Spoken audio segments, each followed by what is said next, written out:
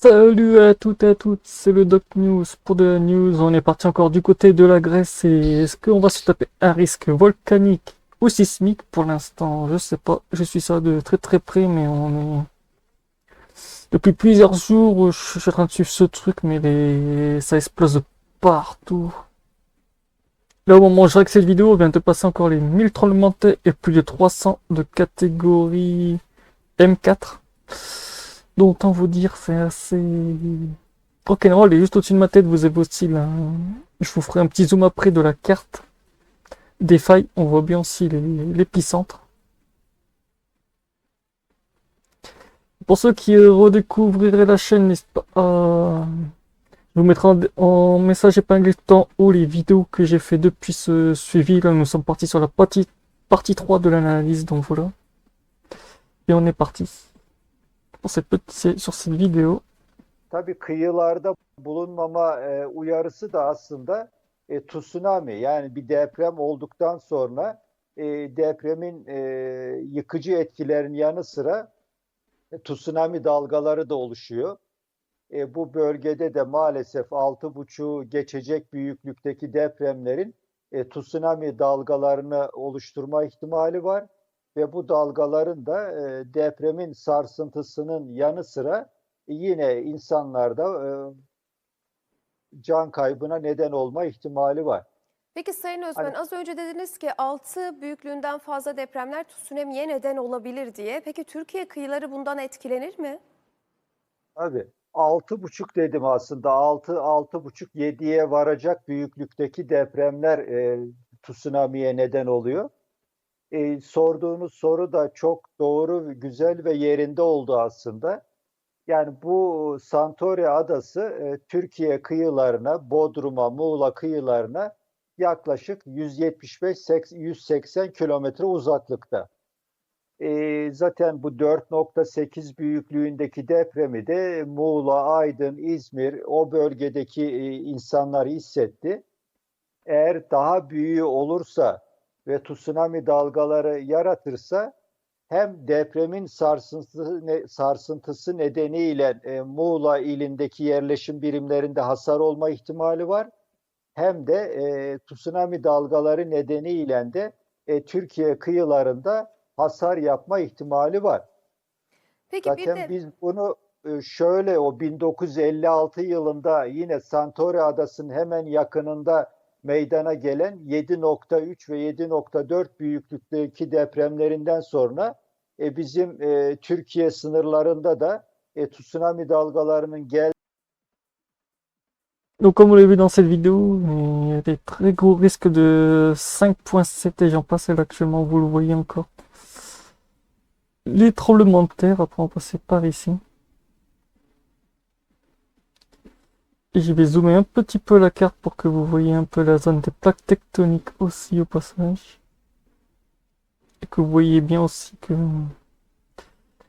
l'épicentre se situe vraiment sur un pic de faille. En gros, certaines glissent et d'autres remontent. En gros, c'est un peu l'effet. Pour l'instant, au vu de mes analyses, au vu des sources que j'ai actuellement, les scientifiques ne savent pas si c'est un risque d'éruption ou juste un glissement de faille. En fait, on constate soit l'essai sismique généré par une montée de magma, soit l'essai sismique pourrait générer des tsunamis un peu hardcore. Parce que oui, vu les dernières analyses que j'ai vues, ouais. Putain, il y a un gros épicentre du côté de la Grèce. Un gros. On voit que c'est vraiment bien.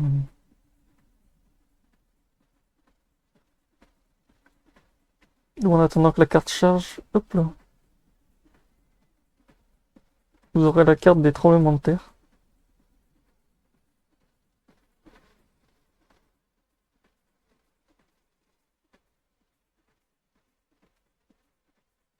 Comme vous voyez, de toute façon, c'est sur une zone de 20 km. De toute façon, on voit le volcan ici. Après, on voit vraiment les zones de faille. Et les petites failles. On voit bien en fait que cette zone de faille est un peu en. Vous avez des grosses veines.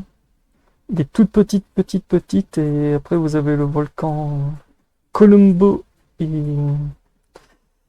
Santorini, en gros qui est un stratovolcan, et le Colombo est un volcan sous-marin. On voit vraiment que cette zone de faille est très active. Plus quand on l'a vu dans le reportage je suis tombé dessus que les tremblements de terre pouvaient être un peu plus énormes dans la zone. Parce que les tremblements de terre au 7,5 c'est assez énorme.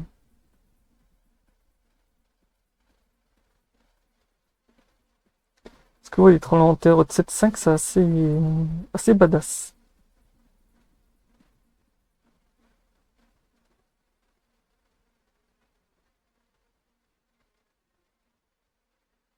Quand sur le Colombo il est quelque part par ici, après on a le stratovolcano qui est ici.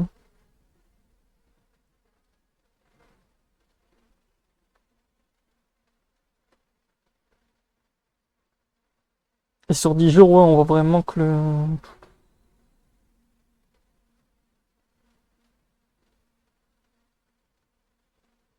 on voit en fait que ouais, c'est bien. En plus, c'est sur la carte, c'est pile poil. En plus, sur la carte qui est juste au-dessus de ma tête, c'est pile poil dans la zone. En gros, c'est bien un risque de sismique. C'est bien un risque sismique pour l'instant, mais bon, à voir parce que on ne sait jamais. Parce que le problème de cette accumulation, c'est que ça pourrait générer aussi une rentrée de magma. Donc pour l'instant, c'est 50-50. Donc voilà, c'est tout pour cette petite analyse partie 3 du risque de soit de volcan ou de tsunami, mais on partirait plus sur un risque de tsunami. Parce que pas loin de la côte, je crois que pas loin d'une des côtes, pas loin de la Grèce, ils ont vu que le niveau de la mer avait baissé de plus de 1,30 m. À voir si c'est vraiment dû à ce phénomène de tremblement de terre. Parce que oui, ça pue un peu quand vous perdez 1,30 m d'eau. Donc voilà, on se retrouve pour de prochaines news, portez-vous bien, tchuss.